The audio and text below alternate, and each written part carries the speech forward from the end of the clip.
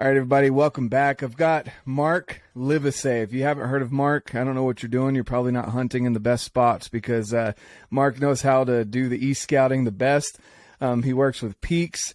He does a bunch of things with llamas. He owns llamas. He's just an overall loves the outdoors, loves adventure, and, of course, lives in the great state of Montana where you get to basically walk out your back door and be in that adventure. So Mark has he's done some amazing things in the outdoor industry. He really enjoys hunting and getting out there with people and teaching people how to get better at e-scouting. So with that being said, Mark, who are you in a nutshell? Well, like you said, I mean, I don't know why I keep getting invited on these podcasts, but I've been on a lot of podcasts. So if you haven't heard of me before, but you probably haven't been listening to very many podcasts for very long, but my name is Mark Livesay, and like you said, I live here in Montana now, but I didn't always live here. I'm from Missouri originally, so I'm a whitetail guy, but I've been hunting elk for this will be my 33rd year.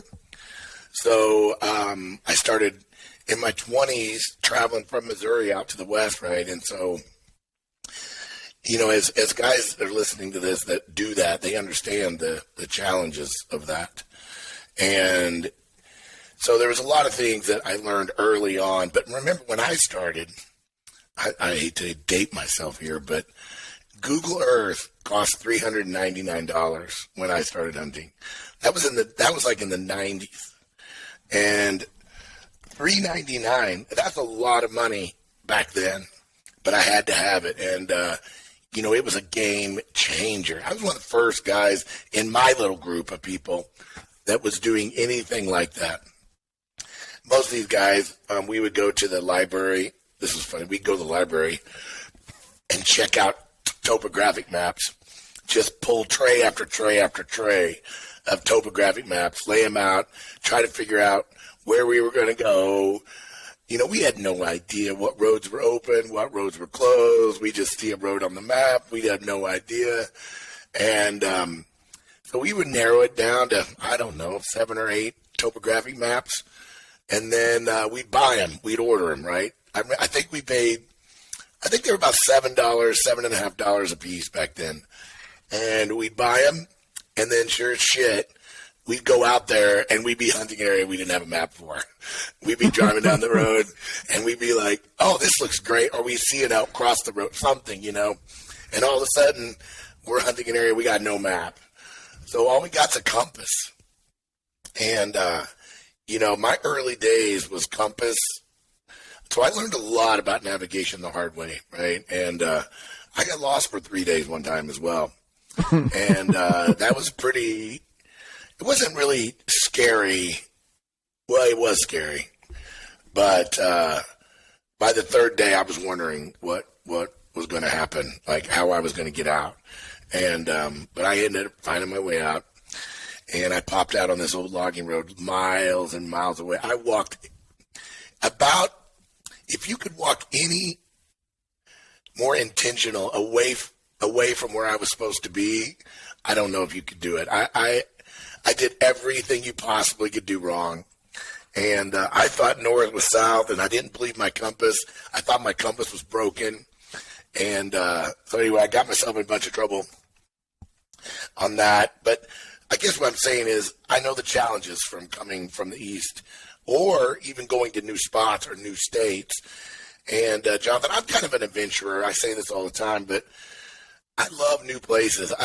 If I've gotten good at e-scouting and finding elk and developing hunt plans, and it's because I do it all the time. Even today, I live here in Montana, right? I'm blessed. I get to hunt. People ask me, I don't know for sure, but I should add it up. I'm about 100 days a year in a tent, 80 to 100 days a year, roughly. And I'm blessed. It's crazy, you know, and but I just have this burning desire to go to new places all the time, even though some of the places I've been to are epic good, right? Epic. And some of my buddies are like, hey, are we going back? I'm like, no, we got, there's more on the bucket list, right? So I like to develop new places, and I hunt. You know, I try to hunt a minimum of 3 states a year. I usually have at least 3 elk tags. I've had as many as 6 in a year, which was a little bit of a disaster. But when you got that many, you can't give the proper time that you need to give to each one. So that actually was not the greatest year. But so I'm a hustler when it comes to getting tags and finding new places to go. And so I think that's kind of how I've been able to hone my skills, is because I'm doing it myself. And I do it all the time like that. I'm always looking for new places. Even bear hunting, we will go back to some of the same general areas, but we're always expanding from where we are. We're always going into new ranges. We're always going into, like I was just talking to Lampers yesterday or day before about this season, and you know, we're going to go further. I don't know why we're going further, but we think we got to go deeper. We got to go further. We got to go just over the next. It's going to be amazing if we just go over the next hill, right? So it's going to be an epic bear season, and probably the most I've ever tried to do in one season. And we'll see if my 57-year-old body will hold together. No, that's awesome. Yeah, I've got a buddy that's very much like that as well. He's like on to the next ridge, right? Like he doesn't see anything. He's not going to sit there in glass. He likes to just keep going because, of course, it's going to get better and better and better as you go. You know, that's awesome. Now, I just had a thought pop into my head. When, you know, everyone talks about having a will, in your will, who gets your points? Like your mapping points. That's like worth millions of dollars right there. Nobody has ever asked me that. I don't know. Well, my son is he's 13 now, so he just did his first films with me this past fall. Yeah, that was awesome. They were it was good. A cow elk, right? A cow elk, and he had a chance to have some bulls, and you know, when you're filming hunts, people don't realize, like, it looks all fun and glamorous, and it's fun, right? But he couldn't kill a bull because we didn't have a camera on it. And because what's the point of filming a hunt if you're shooting things off camera? Mm-hmm. And so we had a nice little bull right below us, 300 yards. And they were on Brian and Brad were on another bull that Brian ended up killing. And so we didn't have a camera on him. And so we had to just let him go. And it was a bummer. It's a real bummer. And he's starting to understand it now. Like, he's kind of grasping it, but that's kind of hard for a 13-year-old to take. And the same thing happened. Yeah, and the same thing happened on a mule deer hunt. A couple of years ago, we had a chance to kill him. Oh, man. It's just a nice buck. And he actually got some tears in his eyes on that one. Because we couldn't get on him. Oh. And, you know, it makes things challenging when you're trying to film it. And things got to go right. And you got 4 or 5 people. You know, there's all these, you got more set, you got more movement, you got more everything.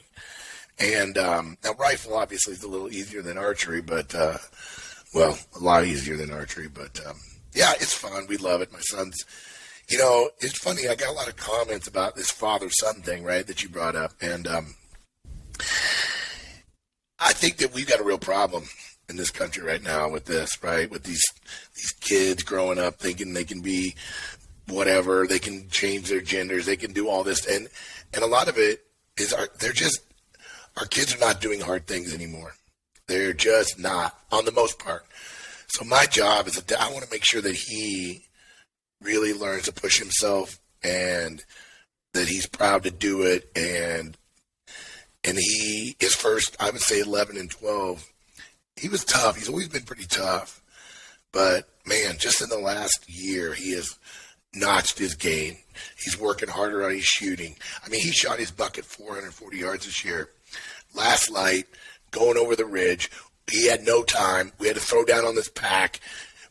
Camera we barely got on him. And I said, you can shoot, boom. And the deer goes straight down. So I was really proud of him on that shot.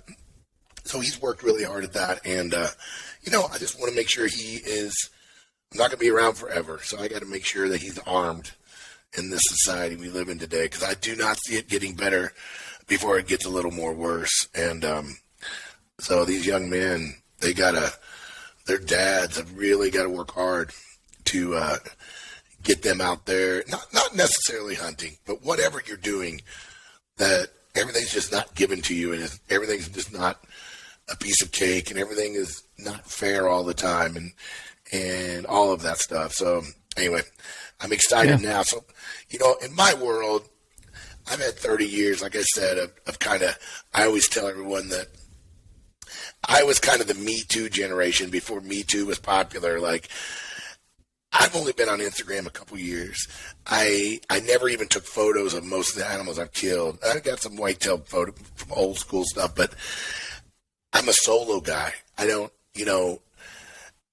I hate to date myself. There wasn't even cell phones when I started hunting, right? It wasn't even, we had those disposable cameras. You guys you remember those?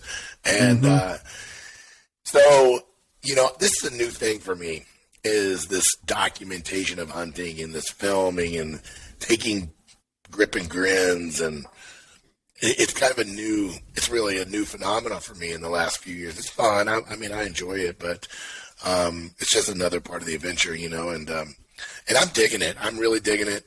And I'm looking forward to this year too. But, my future is really at least in hunting, is really dedicating more of my time to Eli, my son, and really him and I really getting after it on a much bigger level. Because now at 13, he's starting to get stronger. He's getting fitter. And he can go, to be totally honest, he can go places I'm probably going to have trouble going. Let's just be honest. And so I'm really looking forward to this next chapter.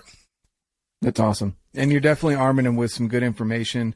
And, I would agree with you 100%. That's what I've, talked about on the podcast as well, is, it's really important for, parents, but even more so dads, to be a part of their kids' lives and to encourage, and not just to encourage the kids to do it. Because if you were to tell Eli, hey, you're going to go on this hunt, but you weren't willing to put in the work, the effort, the training the llamas, the training your body, things like that, to actually go out there and do it with them.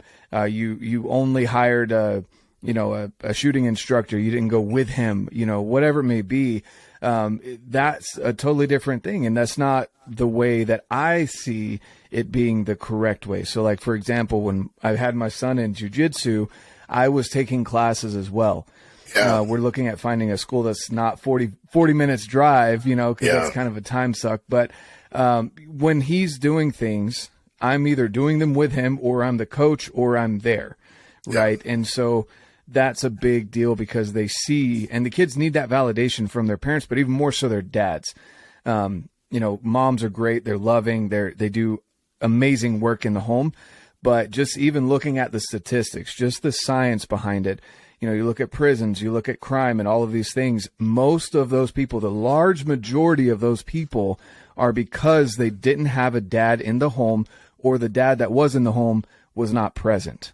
And that's a key factor in changing the next generation and being able to have that influence. So I love that you're setting that example. You're doing that. And you're teaching him with this filming stuff. I agree. That's why I don't film my stuff, because I'm already not the best as it is. And then you try and throw a camera and get everything else involved.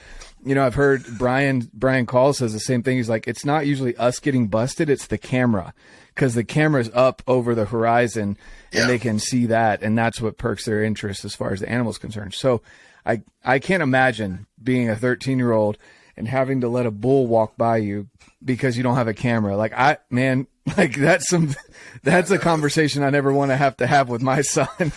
Yeah, it's on my first hunt with Brian and Ryan, they had both killed bears, and it was kind of my turn. And we had killed Brian's bear the night before, and we literally ran around this basin. It was freaking vertical. The side hill was killing us. We killed this bear. We packed it all night.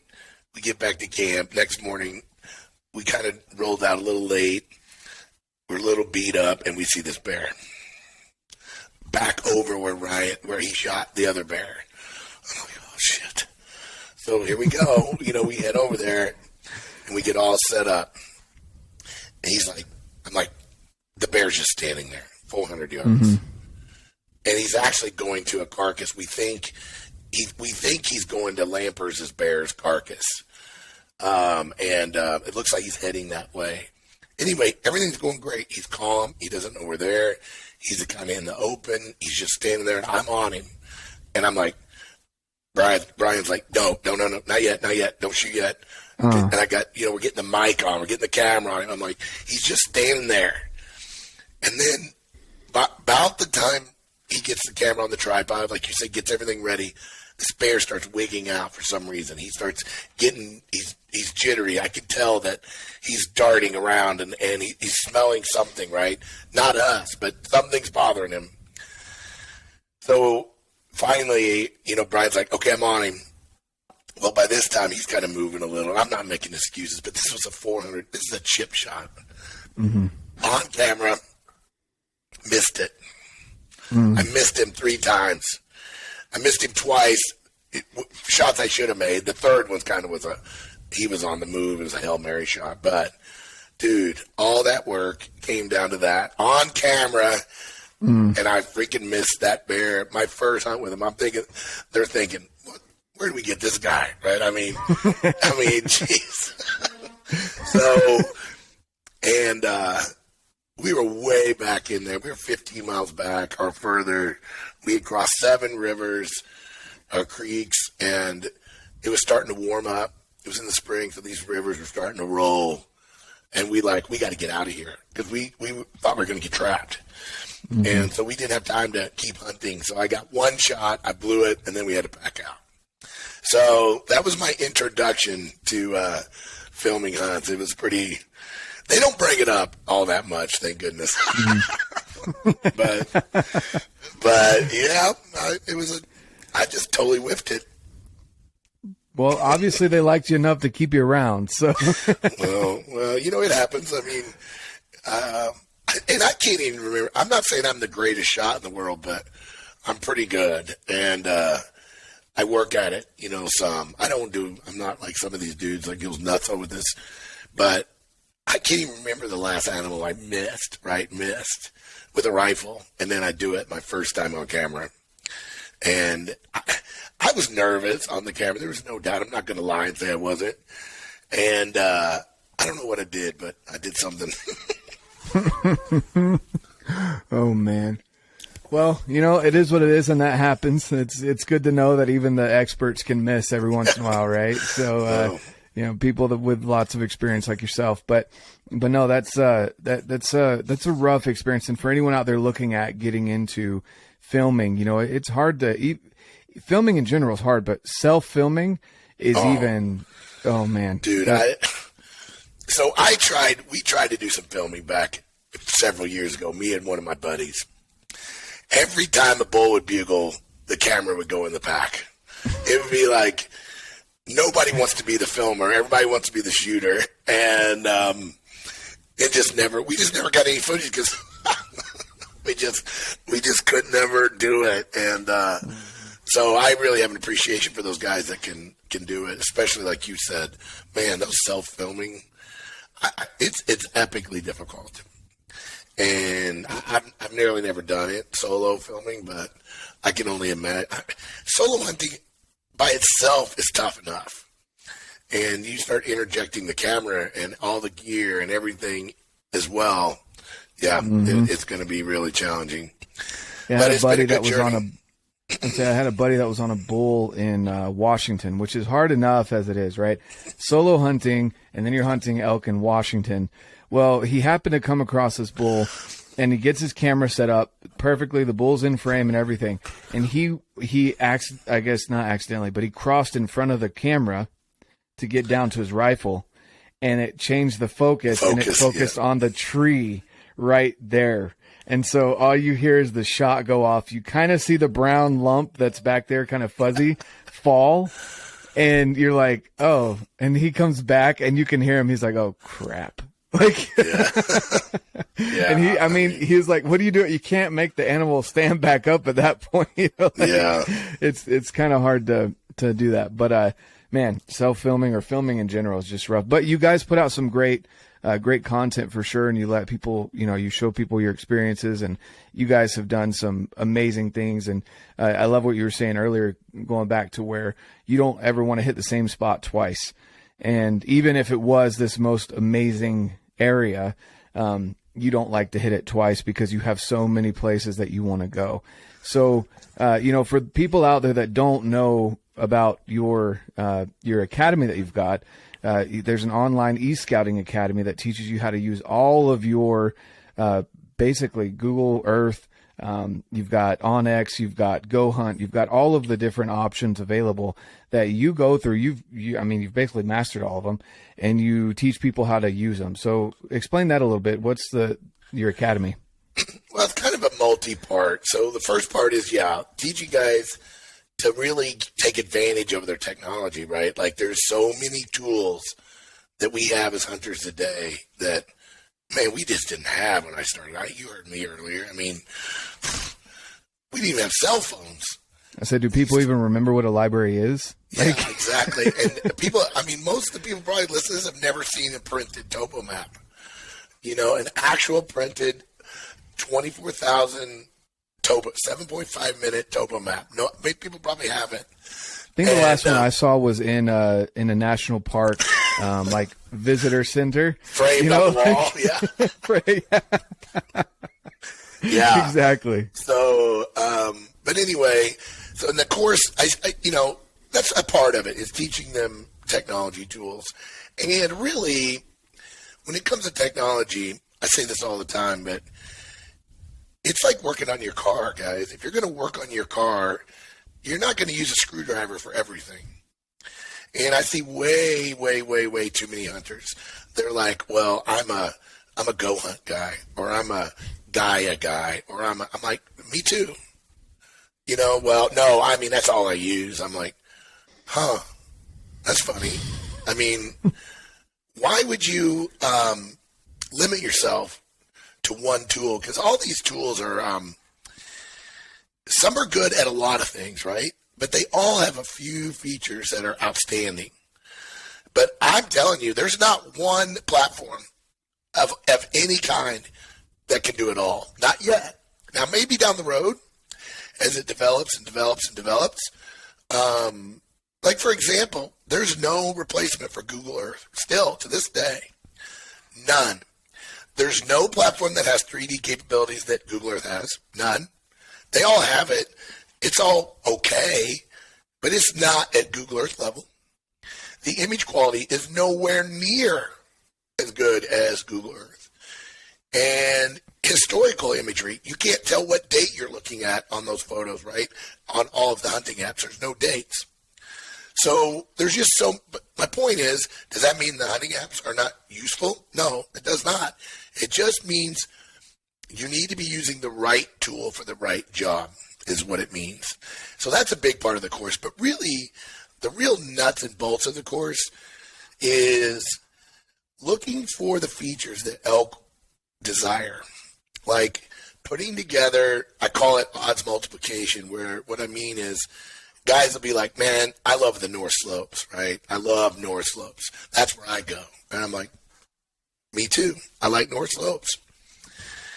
Yeah, that's where I go. I'm like, well, what else do you look for? Well, I just look for North Slopes.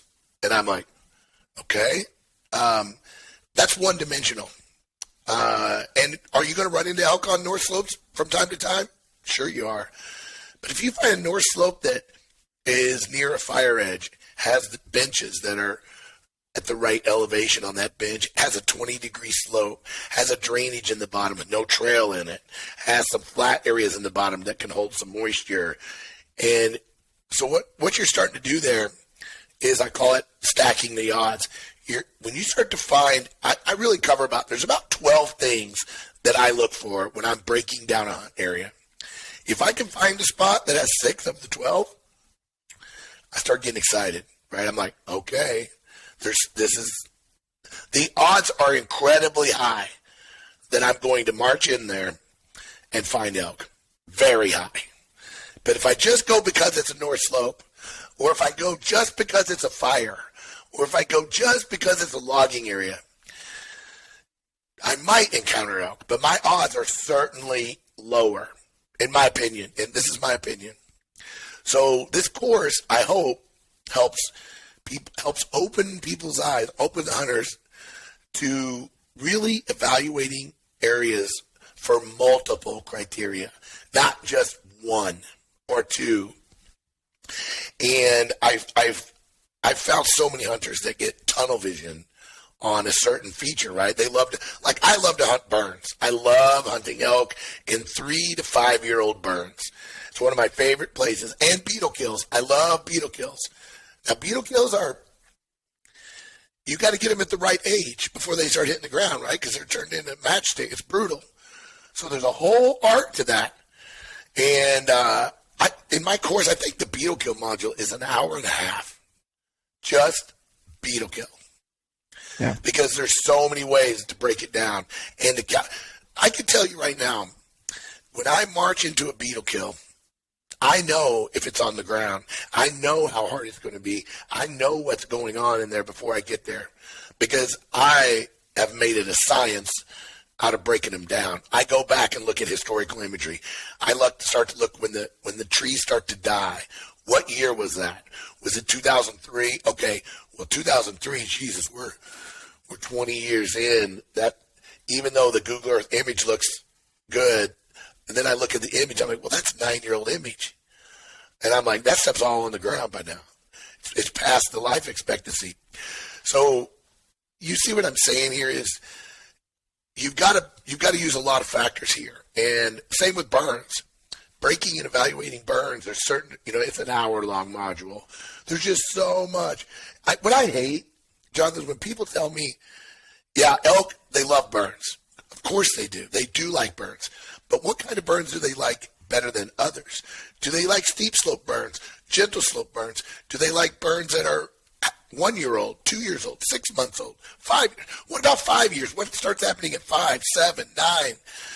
So there's so many factors that need to be considered with a burn, for example, that a lot of guys are not doing. They're looking at it because they look at their map and it's got a red outline around it, and maybe it just looks like a burn, and it happened a couple years ago, so they're going to march in there. And so I think that what I try to do in the course is get people to look at it from this multi-aspect point of view. Yep. No, for sure. And I love that. The odds multiplier that you can stack up, it's just the things that I've learned from you have helped me. I still have yet to put an elk down, but I've gotten into elk, and it really is the more of those features that you have, I can attest to that. Of course, you've obviously got years and years and years of experience to the point where you were looking at it in black and white. And, when you first started and carrying around these paper maps and doing all this stuff, you've got the years of experience under your belt to where you've built this academy out, to be able to help people. Well, I'll say one more thing. So, kind of how this came to be was I've always I've evolved. I'm still learning stuff, guys. When I built this course and started researching, and I started really understanding. So what I'm on now, I'm on a slope kick right now. I didn't understand it at first. I've read a bunch of research about what slopes elk prefer, 15 to 20 degrees. Why do they like it? Why do they want to be there all the time? And so I've got this new addiction to study slope degrees in all of my places I've ever hunted. So right now, I'm going back and I'm looking at all of my waypoints of any elk that I've seen, killed, encountered, and I'm kind of looking at what was the degree of slope they were on, and I'm starting to find some very interesting trends. But that's exactly how I got to this odds multiplier. Okay, so Jonathan, I went back and looked at old GPS points. I went back and looked at where I seen elk, where I'd found elk, and I started seeing what was common amongst this spot to this spot to this spot, and that's really how I started identifying these 12 odds multipliers, I call them. And it's not an infinite number of lists, guys. these 12, now do elk look for other things? Sure they do.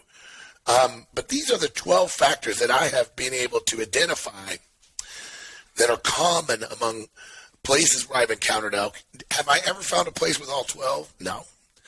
That's the holy grail. Now, I have found a spot in Wyoming that I've never been to yet. It's 30-some miles in. It's got everything.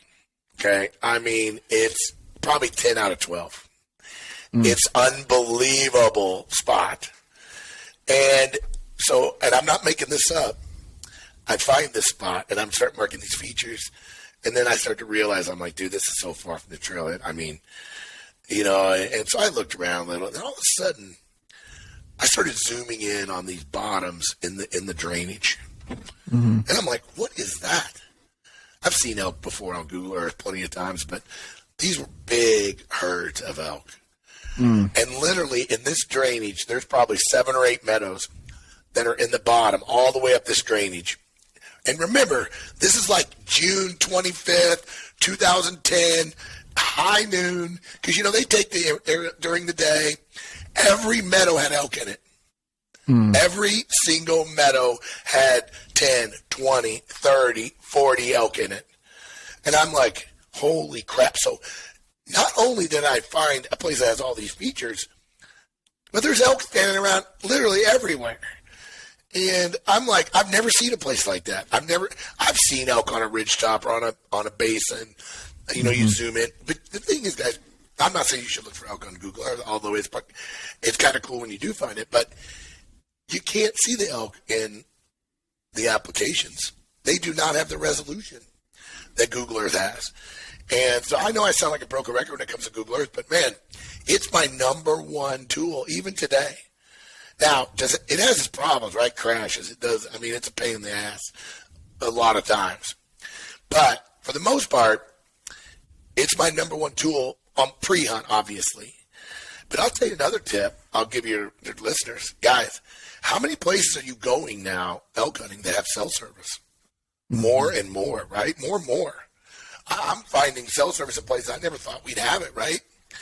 Well, don't forget about the mobile Google Earth application, because that thing has incredible aerial photo quality. And if you got cell service, you got access to some of the highest quality aerial imagery that's available. Way better than your app, way better than OnX, way better than GoOn, way better than Gaia, way better than Basemap, way better than everything. And it's available to you if you have cell. So don't get tunnel vision, especially like if you're bear hunting or you're really looking for openings and you're looking for vegetation differences and you're looking for rocky outcrops where bears might want to be hanging. Don't forget about that. Now, obviously, it doesn't work in a lot of places, but if you got cell, that's a great tip. And I see very few guys pulling up Google Earth in the field because they might not just think about it. They don't even maybe think it's an option. But it's an incredible tool in the field. Now, I use it more pre-hunt, but I'm finding more and more places as cell service that we're able to use it. Yeah.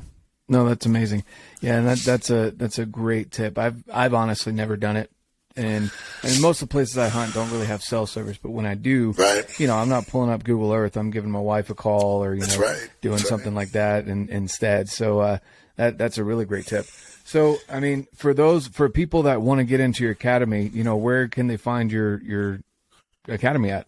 Well, I just updated my website. I spent about a month improving and because we've got more things coming. And I never realized, when I got into this, I spent 1.5 years, almost 2 years building this course. This is not a watch in a weekend course, guys.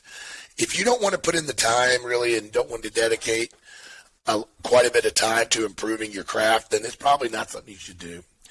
I mean, it's kind of funny for me to try to not sell it, but you're a great salesman.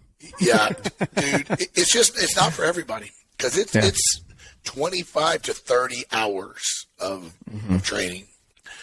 But and that's if you watch it straight through. That's right. Pausing, going and doing the application, coming back, like it's probably at least double, if not triple that, if you actually go through and apply everything. Yeah, you're probably right. Exactly. And so that's why it comes with a 2-year membership, because there's just, in my opinion, there's really no way for a newer hunter to watch it and be able to grasp everything until they can get a chance to apply some of it or do. And then I've had so many testimonials, Jonathan, where people have come back the second year and said, dude, it changed everything.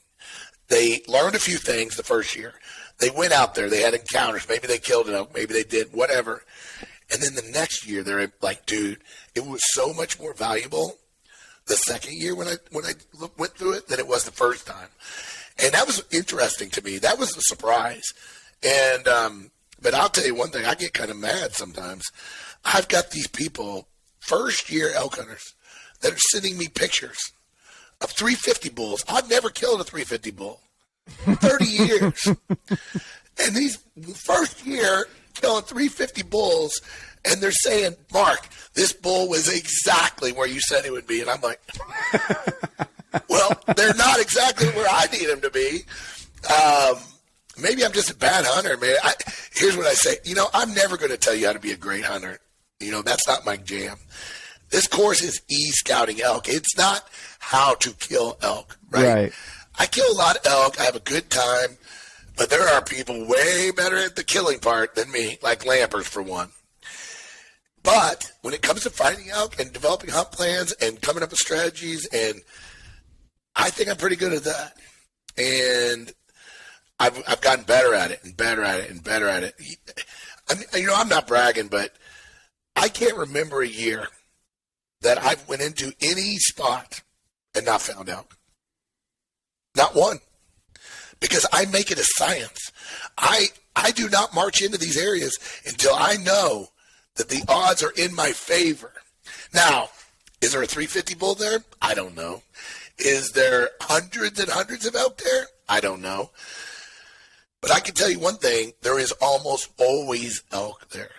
And I say this all the time. I wrote this post, and I got actually, I wouldn't say they got angry, but they got a little. I said, what's more important when it comes to elk hunting than the ability to find elk? And guys were like, oh, well, you got to be in shape. I'm like, okay.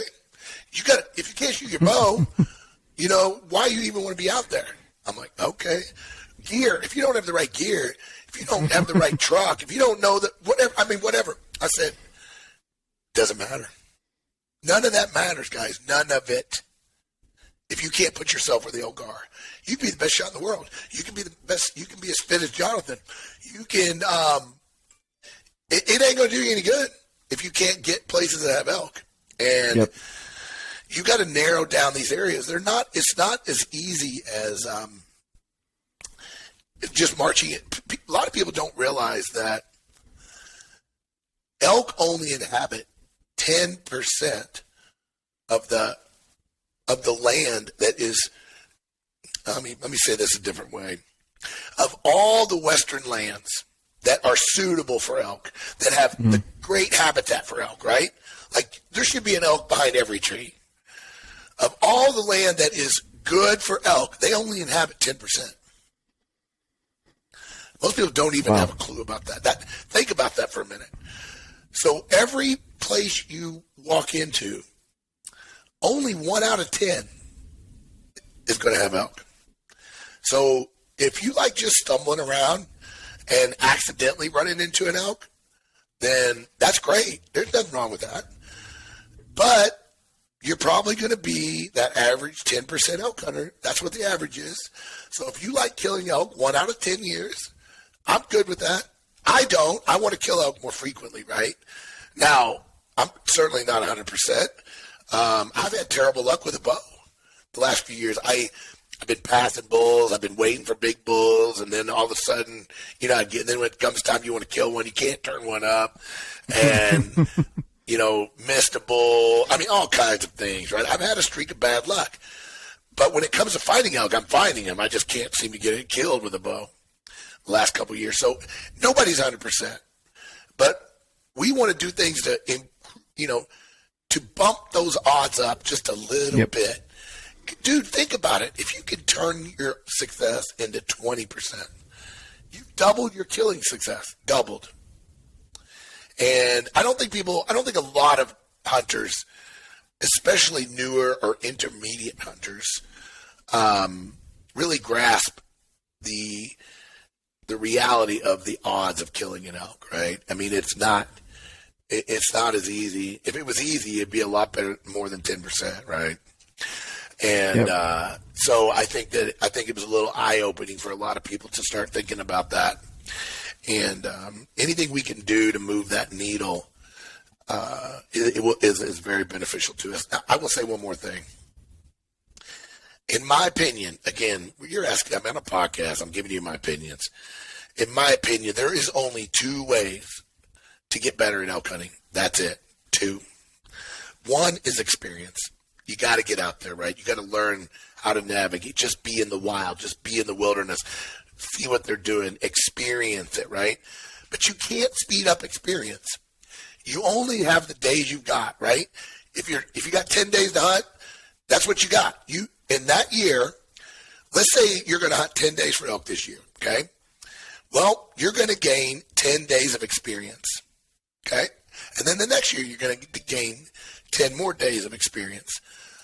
Well, over so many years, you'll have this combined experience. Well, when we're hunting, I hunted elk for almost 70 days last year. That's 6 years of an average guy's experience in 1 year. So I'm blessed in that capacity, right? So experience is the first way.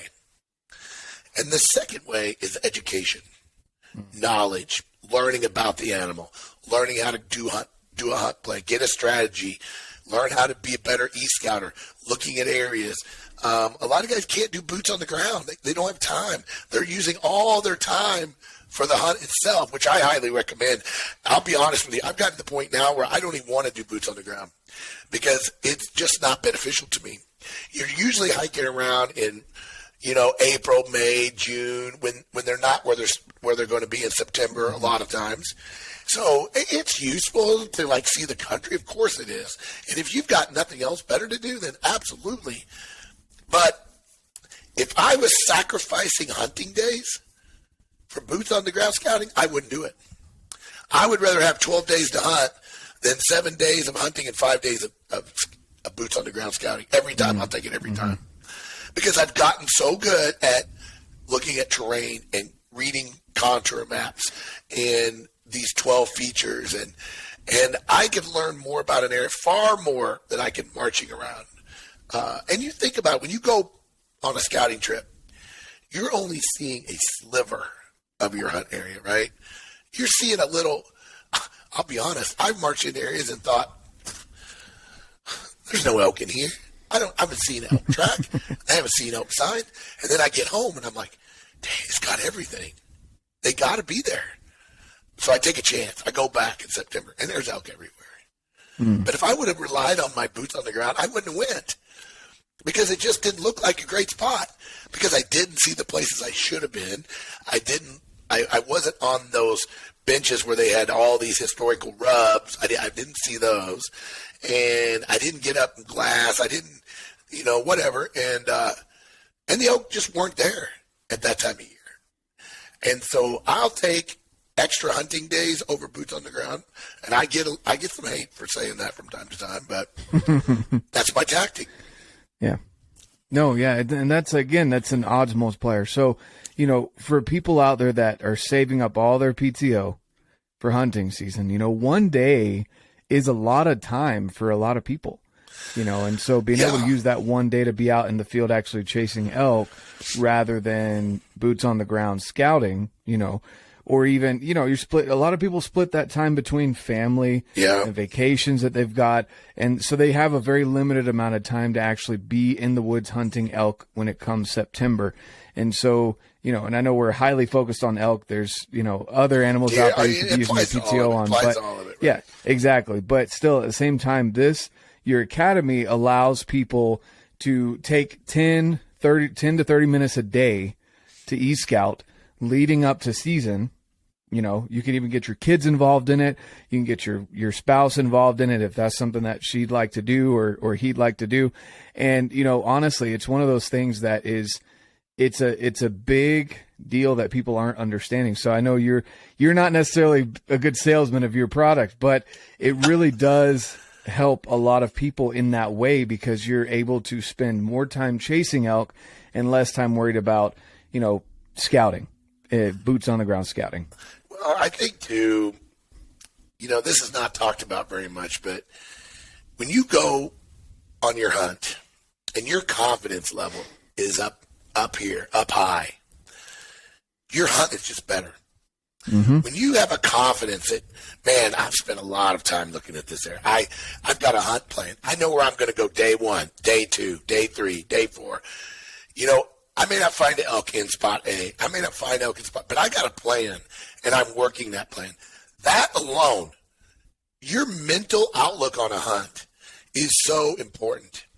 And a lot of guys, they get tired, they get wet, they get fatigued. Mm-hmm. The country's steeper than they thought it was, right? Their hunting partner isn't as cool as they thought he was.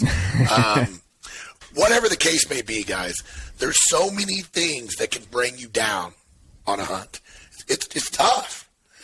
But I always say, control the things that you can and don't worry about the things you can't.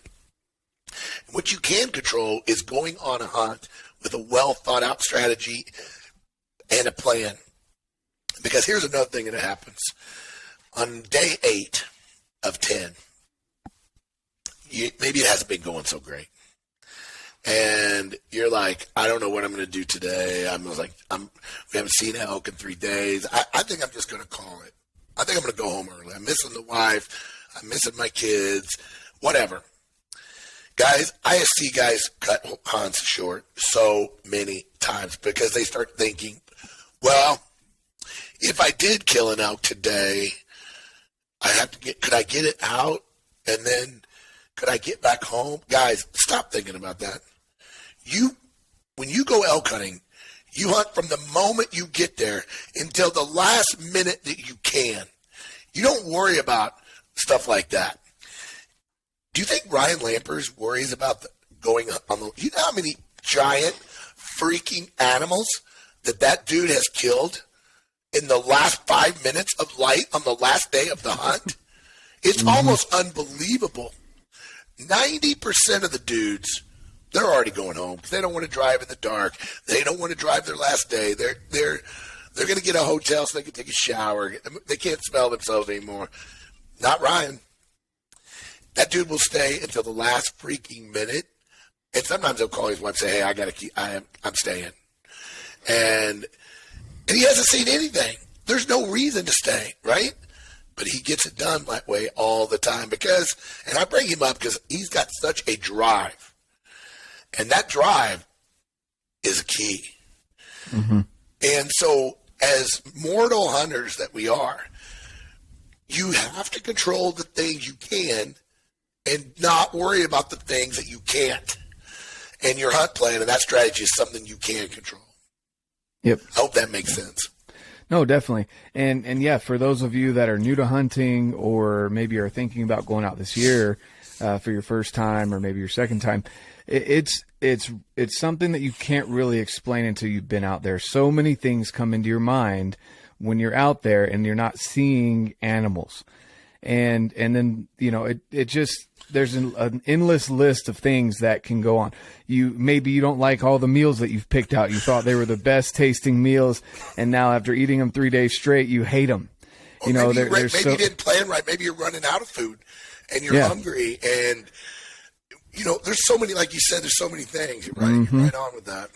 Mm-hmm. Exactly. So that confidence level of knowing that there will be animals there from your e-scouting, your prep work before the season. Yes, gear is important. Yes, being able to shoot your bow is important. But if you don't find the animals, what does that matter? Yeah. What does it matter if you've got the best backpack that can pack out a whole elk in one trip? If you don't get an elk, you know, if you don't see one, what does it matter if you're shooting tack, you're shooting darts at 150 yards, you're grouping it like this?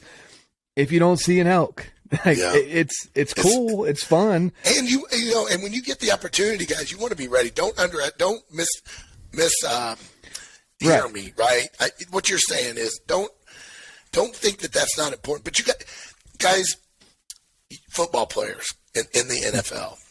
Do you think if they're the strongest player on the team that they keep going to the gym? No. Those guys work their weaknesses, right? If they're not agile enough, that's their focus. If their speed is they work on their speed. Guys, work your weakness and rely on your strengths. And if you're a great shooter, and you shoot every day and you're just an amazing shooter, don't spend all your time shooting. I know you love it, but work your weaknesses so that you're ready when the time comes. Maybe e-scouting is a weakness. Maybe hunt planning is a weakness. Maybe your gear. Maybe you need to work on your gear. But hunters, I'm sure you're the same way, guys. We love our gear, right? I mean, we get so wrapped up in our gear, and I'm as bad as anybody, guys. I love gear too. I've got a tent fetish. I've got a boot fetish. My wife's like, you bought another pair of boots? I'm like, she goes, we got to do something with those boots down. My son, he likes to throw me under the bus. And my wife and I got into this discussion on boots. And that little bastard goes down there and counts all the pairs of boots I got. And then comes back and reports, like, hey, did you know Dad has 36 pairs of boots down there? And I'm like, dude, why you got to do stuff like that? So we all love our gear, but don't get so wrapped up in it that you ignore your weaknesses. Yeah, no, exactly. I definitely.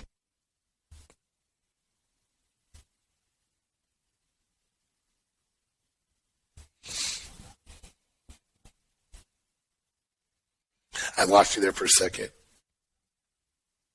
Oh, there we go. Okay, there we go. I guess I was muted. It muted me for some reason. Let's see here. Yeah, so the idea that, you got this going on with your son and him, throwing you under the bus and, all of that stuff, that's hilarious. It's all fun, though. It's all fun, and I am so blessed. My wife is, like, so tolerant of my pursuits. That's why I live here, right?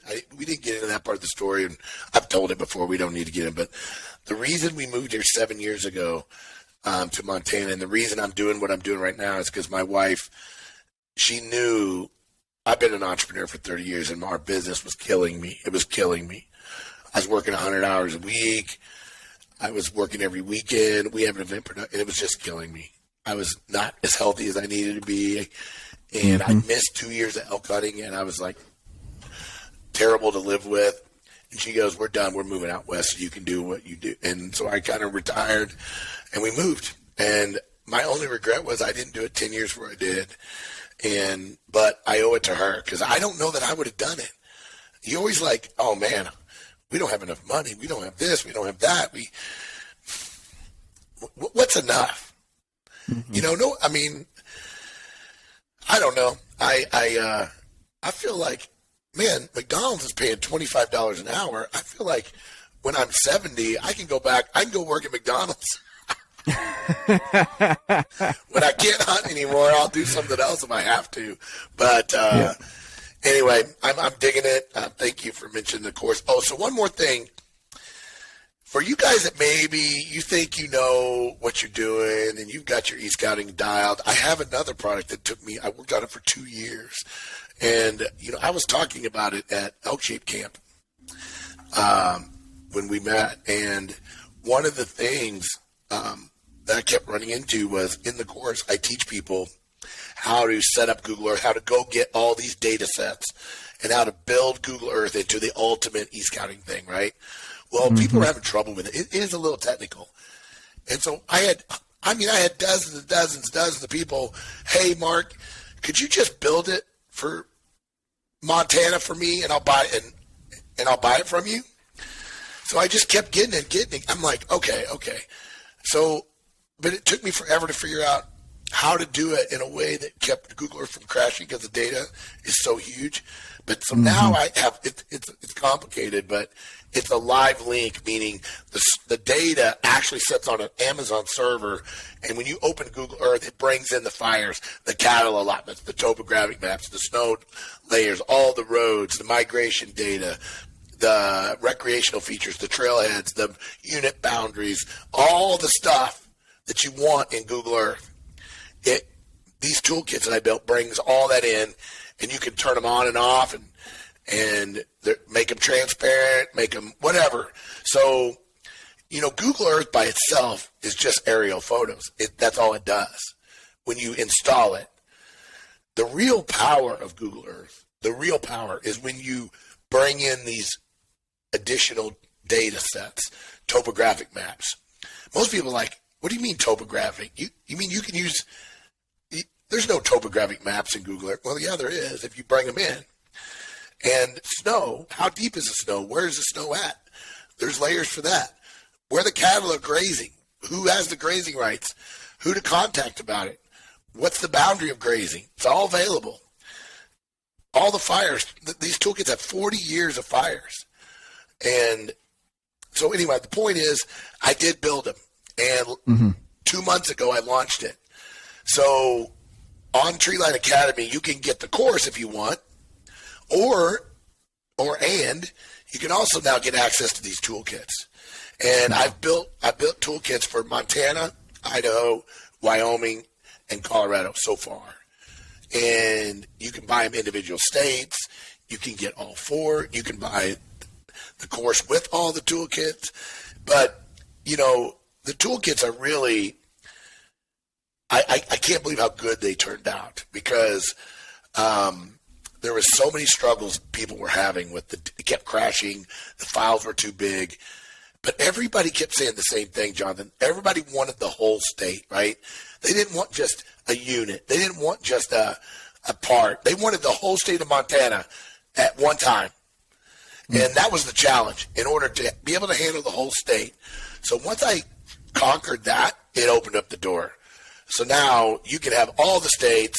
Google Earth hardly ever crashes with it, and it's backed up. And what's really great about it is, like, for example, I just got the 2022 fires in Idaho.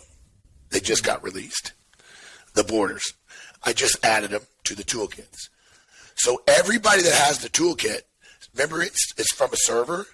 So the next time they log on, the 2022 fires are automatically there. That's so awesome. They don't have to download anything. They don't have to update their files. They don't have to do anything. When I change it or fix it or add to it, it automatically appears in when you open it up. So that's awesome. That's really cool. And so anyway, I want to get that out there. See, look, I just promoted it. There you go. Yeah, no, for sure. And, honestly, there's so many things and, that we will have to get you back on the podcast here because there's so many things I still wanted to go over. I can see your wheels turning. I can see your wheels turning. I'm just, oh my goodness. But, I'm really excited about your academy and it's Treeline Pursuits. It's not just Treeline, right? It's Treeline Pursuits. So I'm so glad you said that. So I kind of started out like this as Treeline Pursuits, and I'm still, I still kind of, that's my Instagram handle, if you want to call it. That's kind of what I still kind of call my little whatever this is. But there was some confusion with that, right? So treelinepursuits.com and treelineacademy.net now all go to the same place. Okay. So that's one of the when I told you I rebuilt the site, all my podcasts, including this podcast when you post it, are all archived in date order on this site. So all 60-some podcasts I've been on the last 2 years are all there. And they're all, you can do a search for bears. You can do a search for elk. You can do a search for, so if you don't want to take the course, guys, that's fine. But there is a lot of information on that site. All the podcasts I've done, all the articles that I've written are all linked there. And then you can read about the toolkits. You can read about the course. What I'm really excited about is I hope to have it done this year, but it's not going to be ready. It's going to be next year. But this next level bear course I'm working on with Ryan and Brian. Not only is it going to be e-scouting bears, not only is it e-scouting bears, which I'm pretty good at that, right? But now with those two guys coming on board, it's going to be end-to-end tactics, skinning, butchering, meat care, cooking, recipes. It's going to be everything about bear hunting from beginning to end. And awesome. We're starting to put it together now. And this spring bear season is going to be dedicated to filming certain aspects of the course in the field. So this course is going to have a lot of in-the-field stuff. I'm really excited about it. And hopefully by summer, somewhere around summer, fall, it'll be ready. That's awesome. Well, again, I really appreciate your time, man. You've given so many tidbits of knowledge. And, again, there's so many things I wanted to delve into, like how you decide to clean your animals if you're planning on being out there for multiple days. If you guys haven't heard that story, But we stayed away from that one. Well, it's going to make its rounds, man. If you haven't heard that story, then reach out to me. I'll fill you in on the details on that. But, I'll leave all the links down below so you can find Mark on social media, so you can find his academy as well, because it's definitely something. I understand you're saying that, if you don't have all the time in the world, I get that, but at the same time, it's worth it, even if you can only go through a portion of the course. That's right. To be able to get you to where you can find the elk. Do it in bite-sized pieces, guys. I mean, the best approach to e-scouting and hunt planning, I say this all the time, is an hour here, hour there. If you try to sit down and do a full cram session, it's not going to work out as well. It's not going to stick. If you do a little bit here, work on one module. Just do fires. Really make sure you got fires dialed. Then you move on to beetle kills. Then you move on to slope analysis. Then you move on to whatever. And I think as you work through it, and it comes with 2 years. So I've taken the pressure off. Well, one, I'm just going to say I hate subscriptions. I freaking hate it. And I have to do something. I can't have it completely open-ended, but and I'll be honest with you, I've had guys message me multiple times. I can't believe I'm going to say this. And they're like, man, I just didn't feel like I got everything in 2 years. I'm like, all right, I'll add another year on. I haven't turned down one request. So people, like, if they want 3 years, they just message me and I add another year. Yeah. It's never was designed to be a membership thing, right? It's a course. And maybe I'll make it 3 years, even I don't know if everybody wants it to be 3 years, but anyway, it's 2 years. If you need 3, you just send me a message and you get 3. It's that simple. And I hope it helps you. It's pretty great now that I've got a couple years of testimonies now, and they're pretty phenomenal. The pictures of the elk and the happy faces I get, they're just like, it's very, very rewarding, no doubt. No, for sure. Well, again, I really appreciate your time. I know you've got lots going on, especially planning for spring bear and this new course that you've got coming out. But definitely, guys, go check out the links that I'm going to leave in the description down below. Go check out his social media as well.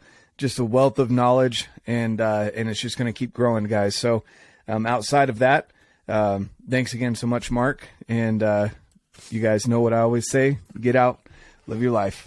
Yeah, thanks for having me.